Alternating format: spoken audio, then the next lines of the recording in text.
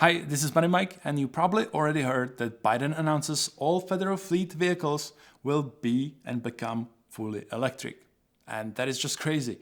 But we will go a bit deeper on that information because that means a lot to EV market in general. A few weeks ago, Biden had announced a massive infrastructure plan to fund 500,000 public electric vehicle chargers.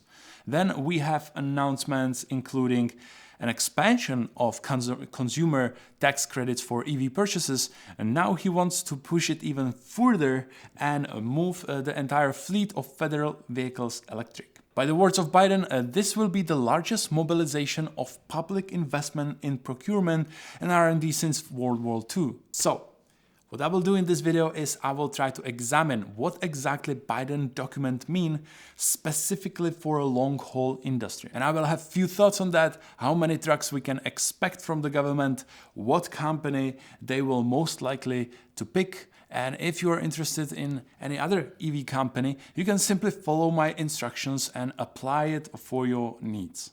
This is, by the way, my own research, so make sure that you do your own DD and verify.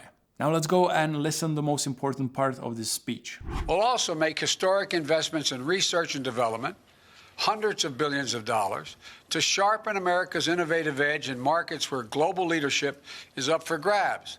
Markets like battery technology, artificial intelligence, biotechnology, clean energy. The federal government also owns an enormous fleet of vehicles, which we're going to replace with clean electric vehicles made right here in America by American workers, creating millions of jobs, 1 million auto worker jobs in clean energy and vehicles that are net zero emissions.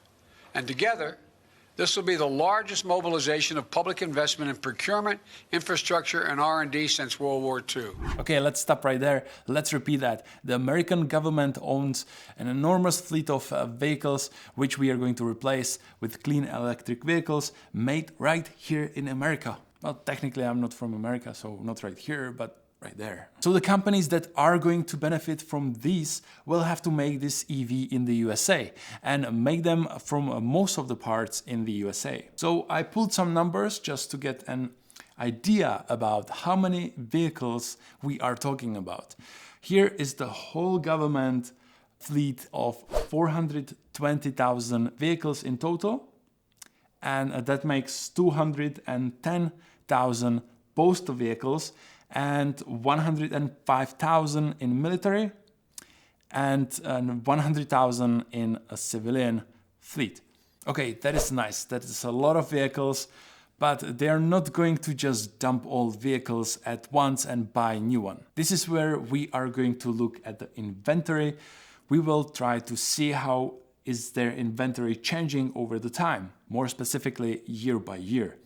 And as you can see, their inventory is not changing at all. So they are not increasing the year-over-year inventory of vehicles. They're basically just replacing the old cars with the new ones. So let's go to acquisition, where we can find out that they are on average purchasing 50,000 vehicles every year. So let's just eyeball it. I will just do a fast formula. So based on vehicles owned, let's say that there is going to be every year 17,000 passengers vehicles and 31,000 trucks, 20,000 light trucks, almost 8,000 medium trucks, and 3,000 heavy trucks.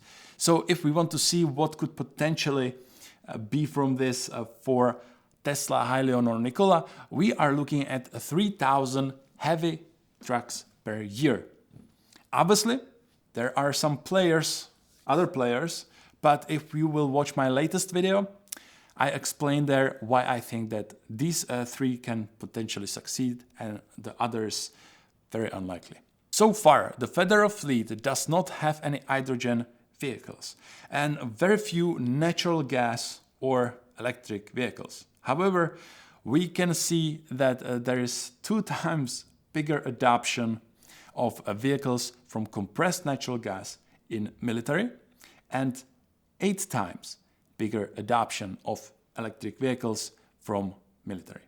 One way to think is also There are companies like Hyliion that can fully replace a traditional diesel or natural gas fueled powertrains from almost any 8-class truck. This could be one of the way to fast forward the process if there would be government interest to do so. So there is something definitely to keep in mind. They have a lot of diesel trucks that could be converted. And there is really nothing more to read from this report. Basically, the government has almost zero adoption of EV so far. So if you look at it from this perspective, that is going to be a huge shift for the government and for the fleet alone. By the way, federal fleet has in total 400,000 trucks. That is a lot. If we would look at the top private fleet companies with the amount of trucks, the federal trucking fleet would take a third position on that table after AT&T and Coca-Cola. So it is one of the biggest customers in the US, and they are sending the message to EV companies that they are going to switch all fleet to EV. That is, in my opinion, massive, not just because of the potential of orders, but there is a domino effect. You are increasing the infrastructure and decreasing the manufacturer costs. Everything will accelerate the process of EV adoption. So we might be actually coming to the era where the big EV bubble might actually not be a bubble because there is nothing to burst. All right, let's squeeze a little bit of news. So what's up with Hyliion? On Tuesday, it went up by 12% and reached near $20. I think this was on a Biden speech. At the end of the day, it was him who said he will specifically target vehicles that are near zero emissions, which is basically the pitch of Hyliion. I hope he will not ignore those who also bring net negative emissions, because this is exactly what Hyliions bring to the table. I'm not sure if you remember that at all, but not that long time ago, Andrew Card, the former White House Chief of the Staff and US Secretary of Transport, joined Hyliion board. We can only hope that some connections are still there. All we know based on this information is that Hyliion will know all it takes to get these contracts from the government. But the question whether they will get it or not is also dependent on their ERX solution. But there is one more new that pops out for Hyliion. Hyliion names industry veteran Matthew Laws as a Senior Vice President Marketing. Mr. Laws is bringing over 20 years of experience designing and implementing the product pricing and program strategy at commercial transport, including Bridgestone Americas. I personally think that his resume is interesting, and I like his achievements in his previous position in Terminix. That appears he's going to be an ambitious and result-oriented person. That is something that Hyliion actually needs. I have been saying this way back. I loved Hyliion, but I wasn't super convinced about their inexperienced sale and their marketing that honestly sucked, and we all knew that and saw that. Now, in the last few days, there is an announcement about the new experienced head of sales and marketing. It is always nice to see that you are on the same page with the company.